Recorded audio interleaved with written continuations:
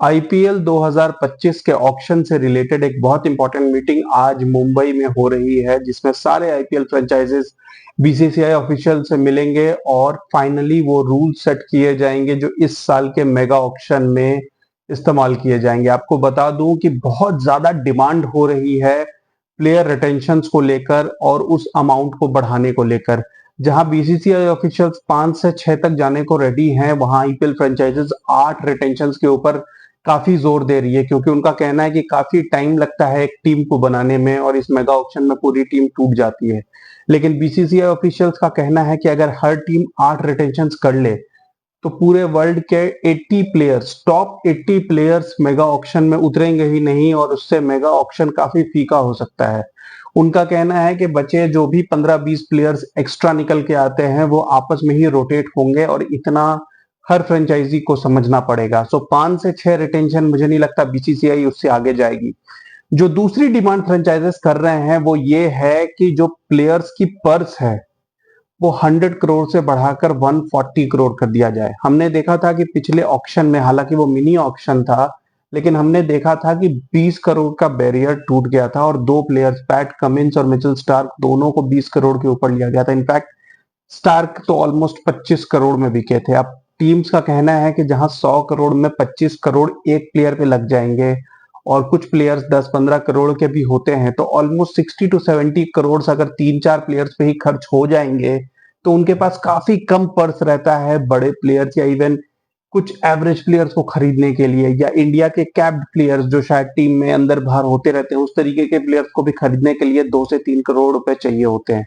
तो एक टीम बनानी बहुत मुश्किल हो जाती है और फिर काफी अच्छे प्लेयर्स जो थोड़ा बहुत क्रिकेट खेले हैं उन्हें ऑक्शन में कोई खरीदता नहीं है, क्योंकि उनके पास बफर नहीं होता। तो वैसे में उनके पास मजबूरी ये हो जाती है कि वो अनकैप्ड प्लेयर्स या सस्ते रेट में मिल रहे प्लेयर्स को खरीदते हैं। तो उसके ऊपर भी डिस्कशन होनी है। आपको बता दूं कि 100 करोड़ की जो पर्स होती है हर फ्रेंचाइजी के पास, बीसीसीआई ने रूल बनाया है या आईपीएल की कमिटी ने यह रूल बनाया है कि उसमें से 75% आपको यूज करना ही है। मतलब अगर 100 करोड़ की पर्स है तो आपको 75 करोड़ तो प्लेयर्स के ऊपर खर्च करने ही है। हाँ, 75 to 100 करोड़ में आपके ऊपर है कि आप पूरे 100 करोड़ खर्च करना चाहते हैं, 90-80, इसके ऊपर बीसीसीआई का कुछ नहीं कहना है। तो अब वो कह रहे हैं कि इस पर्स को बढ़ाकर 140 करोड़ कर दो, ताकि 105 करोड़ जो है वो हर फ्रेंचाइजी को स्पेंड करना ही होगा प्लेयर्स के ऊपर और बाकी ऊपर उनकी मर्जी, जो उसके जितना ऊपर जाना चाहते हैं। तो मेरे ख्याल से शायद बीसीसीआई इस चीज के ऊपर ज्यादा फाइट ना करे और इस चीज के ऊपर अग्रीमेंट मिल जाए। इवन एक नई रिक्वेस्ट आई है, वो है अनकैप्ड प्लेयर्स के ऊपर। अनकैप्ड प्लेयर्स मतलब जिन्होंने इंटरनेशनल क्रिकेट नहीं खेला है, उनमें से भी 2 प्लेयर्स को रिटेन करने के लिए फ्रेंचाइजीज ने रिक्वेस्ट किया है, क्योंकि उनका कहना है कि काफी यंग प्लेयर्स अंडर 19 से या इंडिया की किसी डोमेस्टिक टीम से उठाए जाते हैं और उन प्लेयर्स को काफी ग्रूम किया जाता है, अपनी फ्रेंचाइजी की कल्चर के हिसाब से ट्रेन किया जाता है, और जब वो प्लेयर्स रेडी हो जाते हैं तब उन्हें किसी और फ्रेंचाइजी से खरीद लेती है या बेच दिया जाता है। तो उस तरीके की चीज को अवॉइड करने के लिए फ्रेंचाइजेस का कहना है कि एटलीस्ट 2 अनकैप्ड प्लेयर्स को भी अलाउ करना चाहिए बीसीसीआई को। तो अभी इस चीज सारी चीजों के ऊपर बहुत इंपॉर्टेंट डिस्कशंस होने हैं। और एक जो बहुत इंपॉर्टेंट बात निकल के आई है वो ये है कि कुछ फ्रेंचाइजेस ने स्ट्रिक्ट कंप्लेंट की है कि कुछ फॉरेन प्लेयर्स बिना किसी वैलिड रीजन के आईपीएल से पहले बैकआउट कर जाते हैं और वो बहुत लास्ट मोमेंट होता है। इतना लास्ट मोमेंट कि एक टीम अपनी प्लानिंग कर चुकी होती है और लास्ट मोमेंट उनको पता चलता है कि ये फॉरेन प्लेयर नहीं आ रहा है। तो बीसीसीआई इस प्रेशर में है कि फ्रेंचाइजेस की बात सुनकर उन प्लेयर्स को 1 साल या 2 साल के लिए बैन कर दे। अब इस चीज के ऊपर कितनी सीरियस डिस्कशन होती है ये देखना इंटरेस्टिंग होगा। जेसन रॉय सबसे बड़े एग्जाम्पल हैं, जो पिछले 3 साल से लगातार लास्ट मोमेंट बैकआउट करते आ रहे हैं और जेसन रॉय को लेकर के काफी फ्रेंचाइजेस काफी नाराज हैं। उसी तरीके से एलेक्स हेल्स ने भी एक बार ऐसा किया है।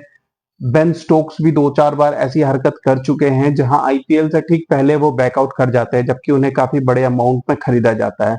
जोफ्रा आर्चर भी ऐसा कर चुके हैं, लेकिन जोफ्रा आर्चर ज्यादातर इंजर्ड रहते हैं, तो कई बार उनकी इंजरी के कारण लोग उसको वैलिड रीजन मानते हैं। Mumbai Indians for that matter जिन्होंने उन्हें खरीदा था वो समझते हैं कि एक शायद वैलिड रीजन है, लेकिन काफी प्लेयर्स के रीजंस वैलिड नहीं होते हैं। तो अब फ्रेंचाइजेस का कहना है कि जो भी फॉरेन प्लेयर बिना किसी वैलिड रीजन या बिना किसी प्रूफ को प्रोवाइड किए कि इस पर्सनल रीजंस की वजह से वो बैक कर रहे हैं।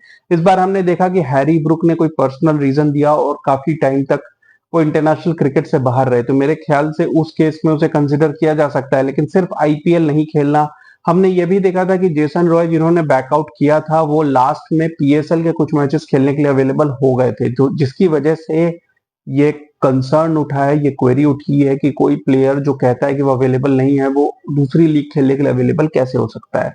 तो इन सब बातों को लेकर के काफी डिस्कशंस होने हैं, इसका नतीजा आ जाएगा और इनफैक्ट जो डिसीजन होगा भी वही मेगा ऑक्शन में इंप्लीमेंट होगा। इसके बाद कोई स्कोप ऑफ डिस्कशन नहीं बचता है। तो देखना है कि बीसीसीआई फ्रेंचाइजीज की किन शर्तों को मानती है। मेरे ख्याल से रिटेंशन में 6 से ज्यादा प्लेयर्स मुश्किल हैं, लेकिन आरटीएम लाने की बात हो रही है। एटलीस्ट 2 आरटीएम्स हर टीम को मिल सकते हैं। आरटीएम यानी राइट टू मैच, जहां टीम्स जिन प्लेयर्स को रिलीज करेगी, अगर दूसरी फ्रेंचाइजीज सपोज अगर 5 करोड़ का कोई प्लेयर है किसी फ्रेंचाइजी के पास और अगर वो उन्हें रिलीज करती है और दूसरी फ्रेंचाइज उसे 10 करोड़ या 12 करोड़ में खरीदती है, तो ओरिजिनल फ्रेंचाइजी के पास ये अथॉरिटी होगी कि वो 12 करोड़ जिस रेट पे वो दूसरी फ्रेंचाइजी उसे खरीद रही है उस रेट का मैच करके उस प्लेयर को वापस अपनी टीम में ले सकती है। तो इसमें प्लेयर के लिए ये एडवांटेज है कि अगर उन्हें किसी हायर रेट में कोई फ्रेंचाइजी ले रही है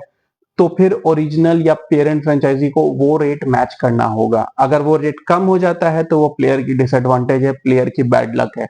तो ये शायद 2021 में आपको बता दूं कि ये आरटीएम बंद कर दिया गया था, लेकिन इस बार इसकी बहुत ज्यादा डिमांड है, फ्रेंचाइजेस भी बढ़ गए हैं, इसीलिए प्लेयर्स को लेकर के आप कह सकते हो काफी मारा मारी है। कोई भी अपने प्लेयर्स को छोड़ना नहीं चाहता है क्योंकि उन्हें मालूम है कि 10 टीम्स हैं तो फिर वो वापस मिलना काफी मुश्किल है। तो देखना इंटरेस्टिंग है कि कितने आरटीएम्स अलाउ करती है बीसीसीआई, लेकिन ये तो श्योर है कि आरटीएम इस मेगा ऑक्शन में वापस आना है। तो अब देखना इंटरेस्टिंग है आरटीएम के हिसाब से, प्लेयर पर्सेस के हिसाब से फ्रेंचाइजी की जो पर्स है वो कितनी 140 करोड़ के लिए मानती है कि नहीं बीसीसीआई। फॉरेन प्लेयर्स की क्या पनिशमेंट होगी अगर वो लास्ट मोमेंट पे बिना किसी वैलिड रीजन के बैकआउट करते हैं आईपीएल से, और हर फ्रेंचाइजी को कितने अनकैप्ड प्लेयर्स रिटेन करने के लिए अलाउ किया जाता है। तो ये सारी इंटरेस्टिंग डेवलपमेंट है जो शायद आज रात या कल सुबह हमें कंफर्मेशन मिलेगी, और जैसे ही मिलेगी इस पर एक वीडियो आएगी। Keep watching guys, thank you.